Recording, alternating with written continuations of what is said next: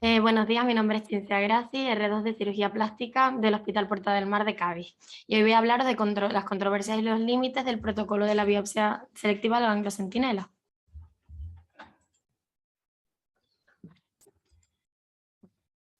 Los tumores que tienen diseminación linfática presentan una progresión de enfermedad con una invasión secuencial. La biopsia selectiva del ganglio centinela se basa en el uso de un radiotrazador que difunde de forma rápida y exclusiva por el sistema linfático y se acumula a nivel del primer ganglio linfático que recibe drenaje del tumor y es el llamado ganglio centinela. Es mejor realizar esta prueba tras la decisión diagnóstica de la lesión primaria y es el mejor procedimiento de diagnóstico por imagen disponible actualmente. De hecho, en el melanoma tiene un grado de recomendación A, es decir, que está muy recomendado con un nivel de evidencia 1A. Sirve también para la estadificación y el pronóstico, en cuyo caso habrá que valorar los beneficios de realizar la prueba versus los riesgos asociados a la realización de la misma. Vale. Bueno, las indicaciones en el caso del melanoma, principalmente tenemos en cuenta el índice de Breslow, el índice de invasión del espesor tumoral. Por norma general, se realiza cuando el índice de Breslow es mayor de 0,8 milímetros, cuando es menos de 0,8 milímetros, pero presenta ulceración o algún factor de riesgo, como la tasa mitótica de más de 2 milímetros, o una regresión con espesor documentado de más de 1 milímetro, o de más del 50 al 75% de toda la lesión pigmentada. Esto se debe a que sabemos que el riesgo de metástasis, cuando hay un espesor, o sea, un índice de Breslow elevado, es decir, de más de 2 milímetros, es de hasta el 40%. Sin embargo, cuando es de menos de 0,8, el riesgo disminuye a un 5%, por tanto, no existe un claro beneficio en la supervivencia. Aún así, existe controversia, o ha existido controversia en el último tiempo, con determinar cuál es el límite del índice de Breslow para saber si clínicamente merece la pena realizar el ganglio centinela o no. Generalmente entre 0,75 y 1 milímetro. Existen además ciertos casos particulares. Por ejemplo, en el caso del melanoma desmoplásico, la afectación ganglionar es menor del 5%, por tanto no renta realizar un ganglio centinela. Sin embargo, si es de un subtipo mixto, la incidencia de metástasis ganglionar es igual al resto de melanomas y las indicaciones siguen siendo las mismas. También en casos en los que obtenemos un índice de Breslow intermedio tras realizar una biopsia, un láser o una crioterapia previa, está también indicado. En lesiones melanocíticas atípicas, donde no podemos descartar también un melanoma. En el caso de melanomas extracutáneos, que son raros, ¿vale? Y que tienen bastante diseminación sanguínea, aún así recomendamos el ganglio centinela, aunque es difícil evaluar su beneficio, puesto que no hay estudios suficientes que determinen su eficacia. Otros casos de lesiones melanocíticas, como el nebus de Spitz atípico, los nebus azules, también puede estar indicado en pacientes seleccionados y en tumores cutáneos no melanocíticos, como el carcinoma espinocelular, cuya diseminación es fundamentalmente linfática, o el carcinoma de Merkel. Luego existen algunas consideraciones especiales a tener en cuenta. Lo primero, no se ha visto que haya un beneficio claro cuando existe o ha existido una recidiva local o lesiones satélites o metástasis en tránsito si ha pasado más de un año desde que el paciente estuviera libre de enfermedad tras la biopsia selectiva de ganglio centinela. También en pacientes con múltiples metástasis en tránsito, como existen múltiples potenciales drenajes, también es una prueba que es poco significativa. Además, esta prueba pierde sensibilidad si ha habido una cirugía o un traumatismo previo. En el caso de que tengamos una sospecha de metástasis ganglionar, una sospecha clínica, la indicación es realizar una PAF, pero cuando la PAF no es diagnóstica, se puede evaluar la realización de un ganglio centinela. Es una prueba segura en el embarazo, sin embargo hay que tener ciertas consideraciones y hablarlo con el ginecólogo. Y es bastante poco frecuente en melanoma en niños, pero se ha visto que las metástasis en los ganglios linfáticos es mayor a menor edad. Entonces las recomendaciones son las mismas que en los adultos. En cuanto a contraindicaciones, las generales, pues un estado general deficiente del paciente, una enfermedad concurrente grave, incumplimiento del tratamiento por parte del paciente y también melanoma primario, satelitosis o metástasis en tránsito, es decir, a partir de un estadio 3, porque no es útil. Vale. Las recomendaciones para la biopsia del ganglio centinela y el tratamiento de los ganglios linfáticos centinela son uniformes en los protocolos que conforman estas dos guías, las del National Comprehensive Cancer Network y las de las guías americanas. Lo que nos viene a decir es que la biopsia del ganglio linfático centinela se recomienda en pacientes que tienen un índice de Breslow de más de 0,8 milímetros, en pacientes con estadio T1A, es decir, menos de 0,8 milímetros, que no tienen ulceración, pues no estaría recomendado hacer un ganglio centinela, pero sí hay que considerarlo si presentan otros factores de alto riesgo, que es lo que había comentado previamente. Después hay un ensayo que se incluyen en estos protocolos, que son los ensayos MSLT2 y DECOG-SLT, ¿vale? Donde se ha evaluado que obteniendo un ganglio linfático centinela positivo, es decir, que haya datos de metástasis ganglionar en el ganglio centinela, la vigilancia ecográfica ganglionar regional cada 3 meses es mejor que la disección completa de los ganglios linfáticos, aunque esto tiene un nivel de evidencia de grado C, es decir, no se puede determinar vamos, con un nivel de evidencia científica súper alta. Vale. En cuanto a los melanomas de cabeza y cuello. A ver, a pesar de que la biopsia selectiva de ganglio centinela es sencilla en melanomas localizados en extremidades y en el tronco, en la cabeza y en el cuello es un procedimiento un poquito más desafiante debido a la complejidad de los patrones de drenaje linfático y a la complejidad de la anatomía local. Yo he incluido varios estudios relativamente recientes que hablan un poco pues, de las características de los drenajes en cabeza y en cuello y del ganglio centinela y otro tipo de pruebas que se pueden utilizar de forma alternativa. En este estudio se observó que los pacientes presentaban variaciones en el drenaje con respecto a la anatomía esperada hasta en un 43% de los casos. Que además un cuarto de los pacientes presentan múltiples estaciones ganglionares en las que drena el tumor y lo más frecuente es en cuello y parótidas.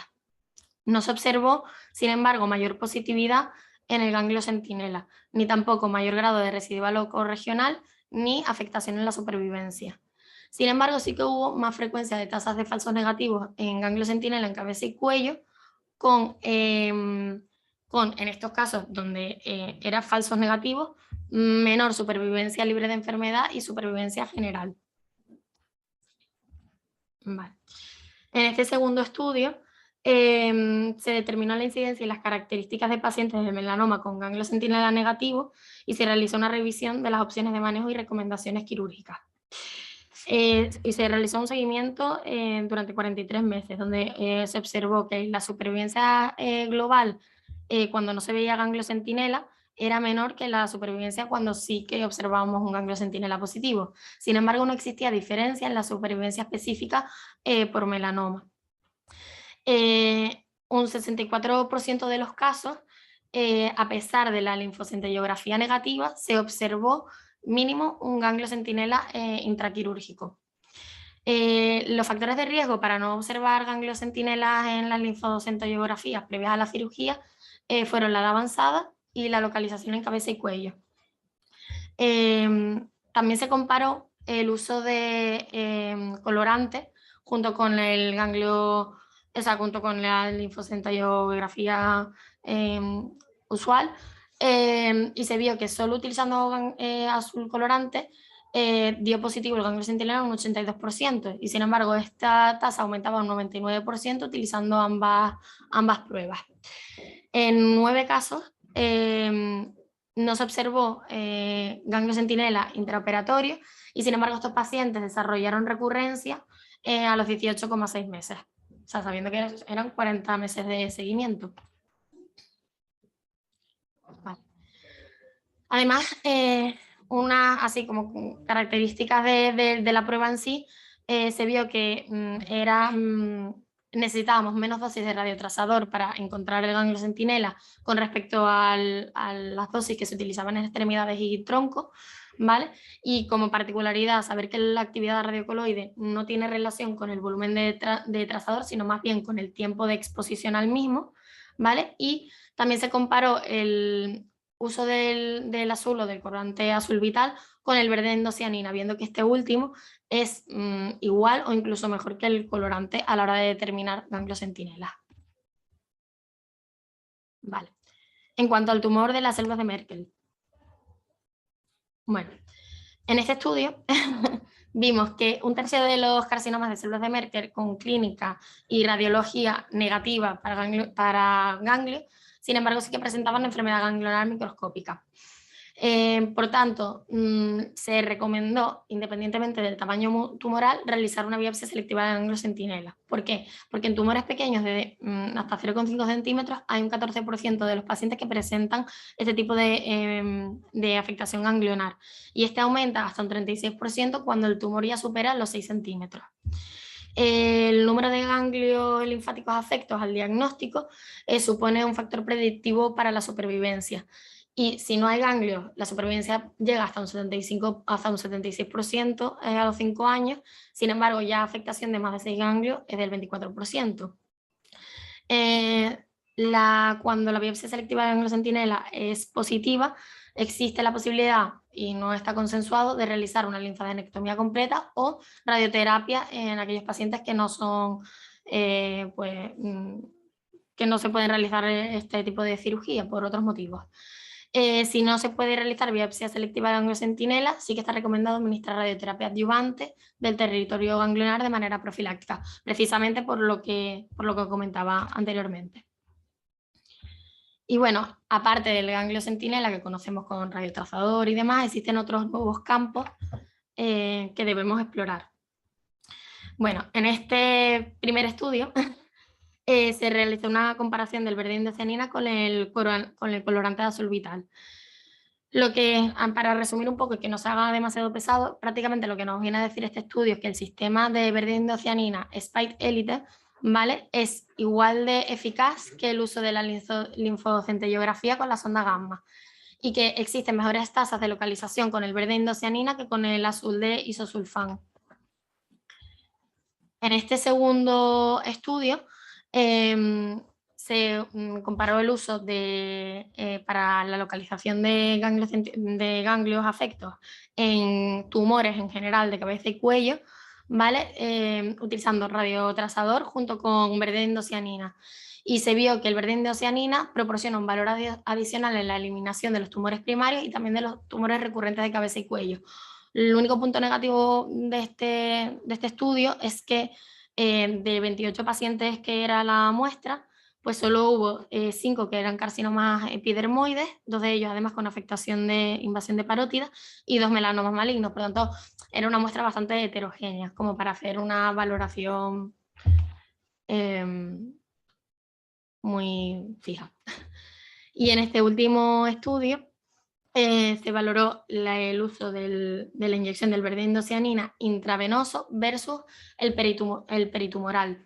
Y se vio que con la inyección intravenosa obtenemos una mejor valoración del estado del ganglio linfático y que además cuando da positivo en esta fluorescencia, generalmente sí que se asocia a metástasis real del ganglio linfático.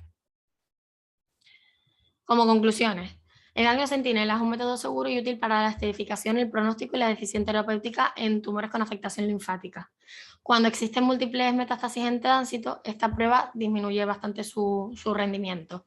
Es útil si la sospecha es alta en afectación ganglionar a pesar del VAPAF negativa o no es concluyente.